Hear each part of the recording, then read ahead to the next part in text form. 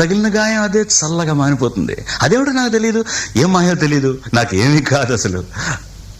ఇది కూడా రాసుకో, అక్కడక్కడ పువ్వు, నవ్వు, ప్రేమ అలాంటివి వేసుకోవాలి. ఇదిగో చూడు, నాకు ఏ గాయం అయినప్పటికీ ఒళ్ళు తట్టుకుంటుంది. నీ ఒళ్ళు తట్టుకుంటుందా? తట్టుకోదు. ఉమాదేవి, దేవి ఉమాదేవి. అది కూడా రాయాలి.